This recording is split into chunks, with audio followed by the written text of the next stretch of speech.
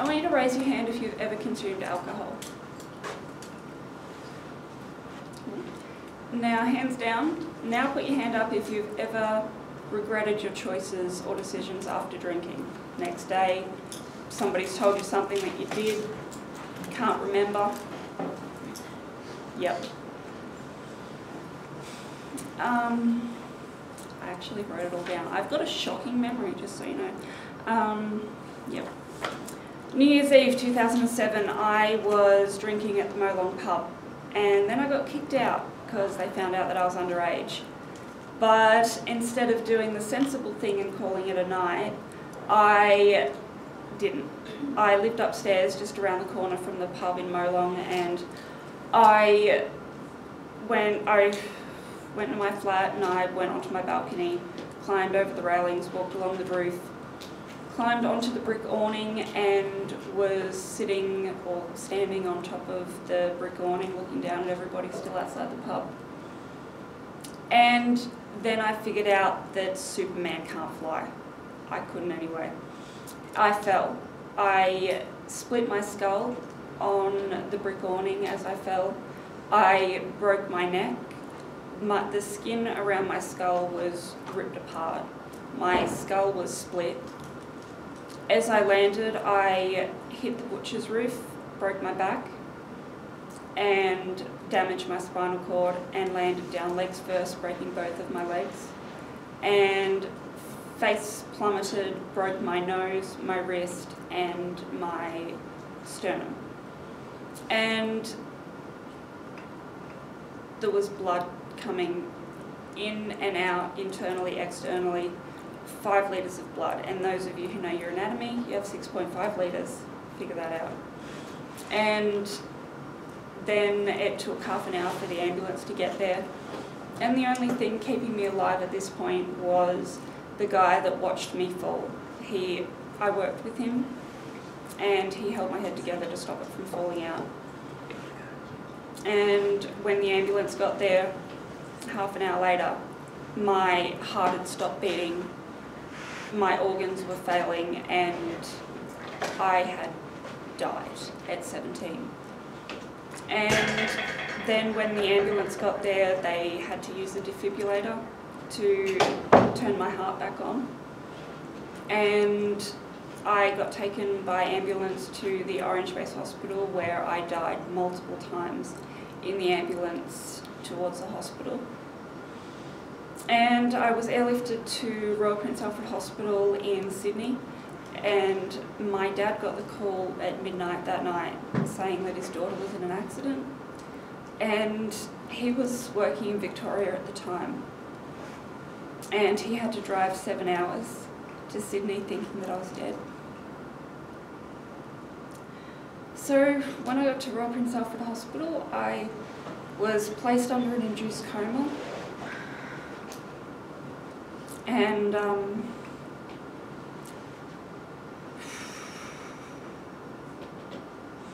sorry, this gets hard. I was placed under an induced coma to keep me alive, and the doctors thought that the best case scenario, if I was to wake up, that I would be severely brain damaged, paralysed from the neck down, need to be tube fed with a ventilator my entire life. And my parents had to make a decision that no parent should ever have to make, whether to turn me off or not. Thankfully they didn't, and I wasn't stable enough to go to surgery until 5 weeks, where my legs had to be rebroken because they were both broken, both femurs from the knees to the hips. They had to be rebroken to put back in place with titanium rods down my legs. And I had to have metal plates put down my neck and a rod in my wrist. There was not much that they could do with the brain or the spinal cord because I was already damaged. And after about 3 weeks when I was in intensive care, my friends and my family had to come and say goodbye because they didn't know if I was going to survive. So after 5 weeks, I was taken to Royal North Shore Hospital in Sydney. This is all in Sydney. And I started my rehabilitation, and I had to learn how to breathe by myself, because when I was in a coma they put a tracheostomy into my neck, which was a tube that went into my lungs to breathe for me. And when I was at Royal North Shore, I can remember when the tube was still in there and they took it out, I couldn't talk. And when eventually I could talk, I was just speaking gibberish, because I knew what I was saying, but I was like a toddler, just talking gibberish because I knew what I was talking about, but nobody else had any idea. So with the tracheostomy, they kept taking it out and putting it back in so that I could slowly learn to breathe by myself. But I had to learn how to feed myself, I had to learn how to talk, I had to learn how my colours were the worst thing, I couldn't remember it. For some reason, I kept thinking 9th of the 10th, 1990, and I had no idea why. That wouldn't get out of my head. But that's my date of birth. So for some reason that was in my head, but nothing else. I didn't know who my parents were. I didn't know who my friends were. And I had to learn how to use my hands again. My hands wouldn't work. This wrist, my hand was on my arm when I broke it. It was damaged very bad. So to move it just a slight bit hurt like hell. And now I have more movement in that hand. After I spent, I think it was about 3 months at Royal North Shore, I went to the Murrum's, went to the Royal Ride Brain Injury Rehabilitation Centre, and that's when the first finger that moved was the thumb, then this finger, but I still have no use of these 2 fingers. I had to go through all the rehabilitation stuff. I had to learn everything that you would learn as a baby. I had to learn how to use a knife and fork. I had to learn what my friends' names were. I had to learn everything that you do every single day. I had to learn all over again. And after 3 months there, I spent 3 months at the brain injury. That's the brain injury. I repeat myself a lot. I spent 3 months at the Spinal Rehabilitation Centre at Murrum, and after 3 months there, I went home. Well, I didn't go home. I went to the Bathurst Hospital for another 3 months on my birthday, and I wasn't home, but it was one step closer. And at Bathurst Hospital, stayed there for a while, and I went home a week before Christmas after spending almost a year in hospital. And if you think hospital food tastes bad, try a year worth of it. It's not very pleasant. But thankfully I learned how to switch off my taste buds, but I don't know if that's a good talent. So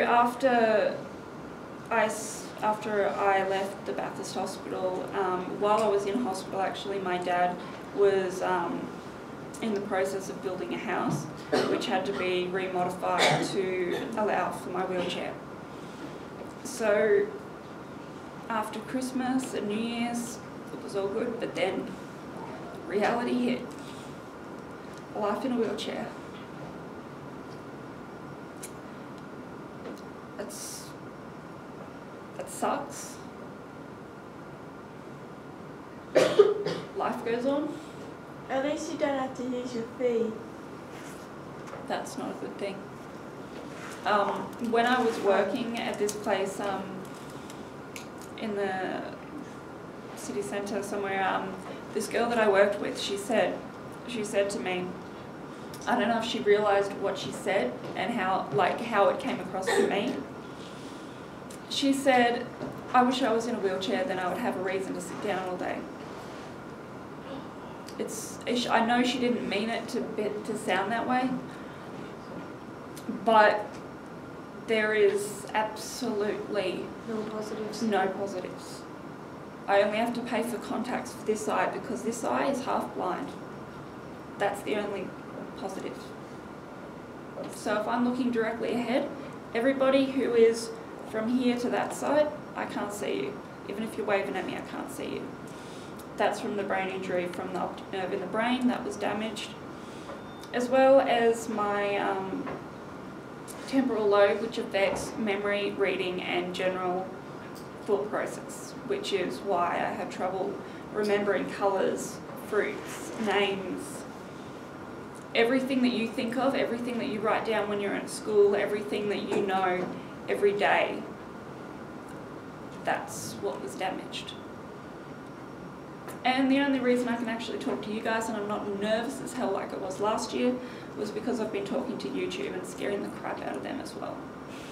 But it's probably, if I could count the positives, not much. Can I ask you, Chloe, we've been talking a lot today about friends and hanging out with the right people. Where were your friends that night when you were really, really drunk?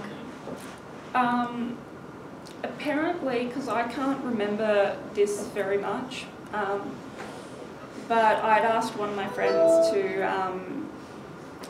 to spend the night at my place, and she said no because she was 17. Well, actually, she was 16 at the time, but she wasn't there, and I was drinking at the pub with a friend who is about 20 years older than me. So that was my influence of people that were giving me bad choices, people that were not the best influence, people that I shouldn't have been hanging out with. I just want to say, guys, any loser that's 20 years older than you and wants to hang out with you when you're 17, there's something not quite right with them, okay? I've learned that with experience over the years, okay? And shouldn't be encouraging that kind of behaviour. Before my accident, on about 2 weeks before, there was a guy that I went to school with, and he was about 2 years older than me. I was inside my flat, it was at night, and I heard a noise outside. I went outside, nothing, and then he jumped out of the corner and scared the shit out of me. And he ended up bringing his friend over, and we ended up getting drunk and drinking alcohol, smoking weed, and one thing led to another, and I got pregnant when I was 17. So don't think for a second it's not going to happen to you, because I know from experience, and every single bad decision I've ever made, it all came back, it all backfired. So there's no safe point, there is no... If you're drinking, there's no responsible level of drinking. I don't really know what to say about it. What I'm trying to be saying to the guys is like, you know what, people are going to experiment and people are going to try drink alcohol and whatnot. And all I hope is, guys, you remember today and you remember Chloe's story. And all I'm trying to get through to these kids is like, look after your mates, because there's always going to be the drunken idiot. Or the friend who's doing something else and is not in a state of affairs to make sensible decisions. So I'm trying to say to them, look after your mates. Did anybody see you fall that night? Yes. Who saw? There was I don't know approximately how many, but I know that there was at least 2 people that saw me, and they had nightmares for months, years. Did they try to stop you? They told me to go back.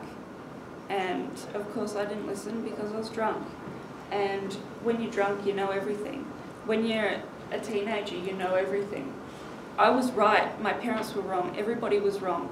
I knew better than everybody else. I was smarter than everybody else. If they told me not to do it, I'd do it anyway. If I didn't get what I wanted, I took it. I didn't care.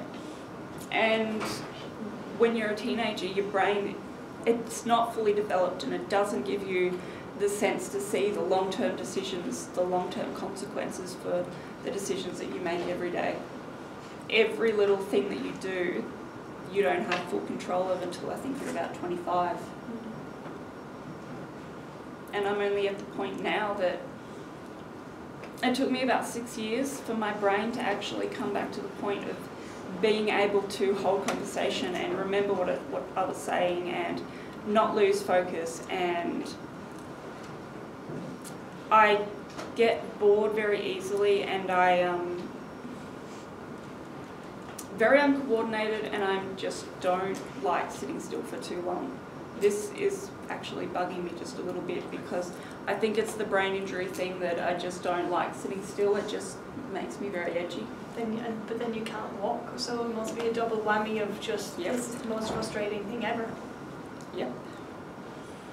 Sometimes I just feel like I want to get out of it,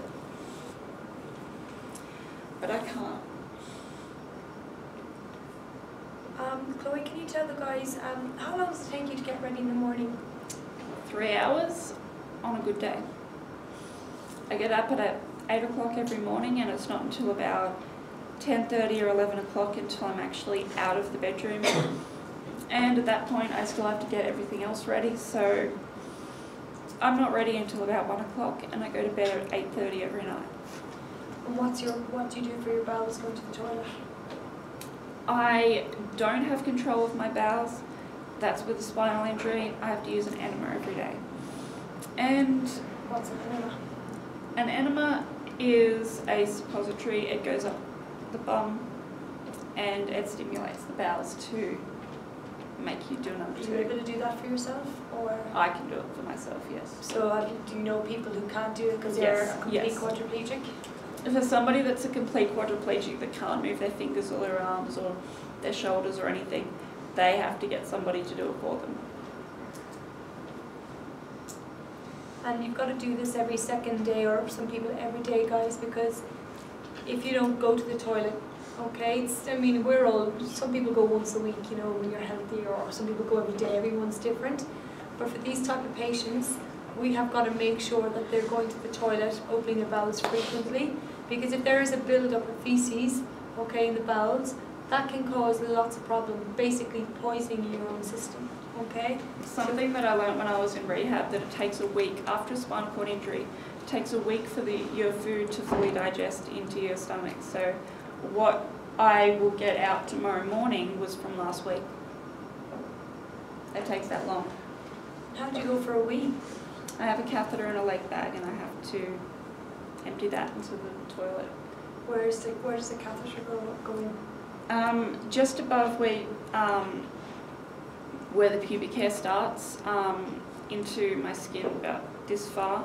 Hurts like hell when they change it because it needs to be changed every 6 months, otherwise it can cause infections. And it's a tube, it's about this thick, and there's a pump, a little balloon that's inside that keeps it from falling out, and it goes down my leg just here, and just there. I have to empty it out like that. Similar to a colostomy bag, but not quite as bad as that. So the reason Chloe's got a bag going into her stomach rather than up the urethra is if somebody has a long-term catheter, we go directly into the stomach, less risk of infection and all sorts, and it's just easier to manage. So just in case you're wondering. When I did have an indwelling catheter in my urethra, I actually had a nurse accidentally rip it out. That is pain beyond belief. It actually still hurts in that area now because the balloon was inside and she accidentally ripped the thing out through my urethra. Not pleasant. So can I just ask you, Chloe, just because we're going to have to round up in a couple of minutes, what are your top tips for these students? Well, your motto is live once, think twice. You only live once, and every single decision that you make in life, it's going to backfire if you make the wrong decision. And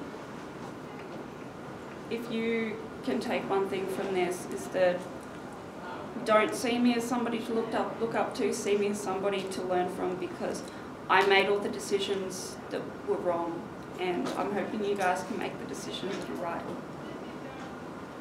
Has anybody got any questions for Chloe, guys? Chloe, how high was your balcony? 7 meters. So that was legs first, face down. I actually had a broken nose for 7 years and I didn't know, and that got fixed in January. That wasn't pleasant to get that operated on. How hard is it to get into your bed from the wheelchair?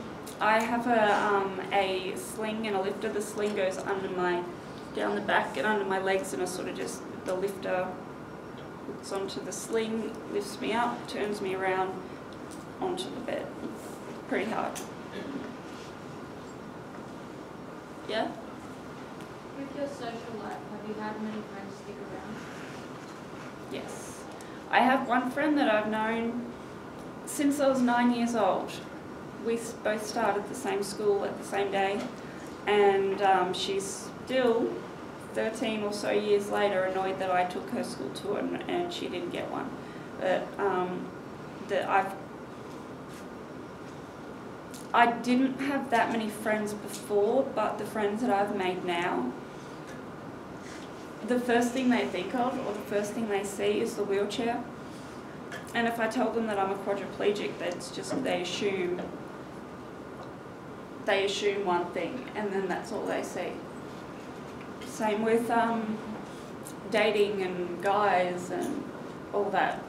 Not very easy when all they see is a wheelchair and all they hear is, I can't move, or I can't feel, or Can't do this. I can't do anything. So I was saying to the guys, what we see a lot of at North Shore, because we're the spinal centre, and you probably would have seen it there and at rehab, is that if people sustain a horrific injury like yours, the friends are always there at the start, most of them, but they dwindle off week by week. Yep. And sometimes I've got one friend that is still there, and that's it. Has anybody got any other questions for Chloe? No questions? Oh, yeah, sorry. Where are you living now? I'm living in a unit that I spent about 2 years waiting to move into, because it had to be specially modified to suit me. Like, the front door had to be modified, the screen door had to be modified, the insides, the bathroom, the bedroom, the lounge room, the kitchen, everything had to be re-modified. But I'm living there now with my cat and my goldfish. What's your cat's name? Gizmo. And what's your fish's name? My fish, that I have 3, but only one's got a name, and his name's what's his name? Guppy. One last question. This may be really hard to answer. What happened to your child? Died when I was after 5 weeks when I was in a coma. My injuries were too severe to withstand having a baby, because I think it was only about 3 weeks old, and then it died. But I wasn't ready to be a mum at 17, but I wasn't ready to be a quadriplegic either. But, yeah. Well, can everybody put your hands together?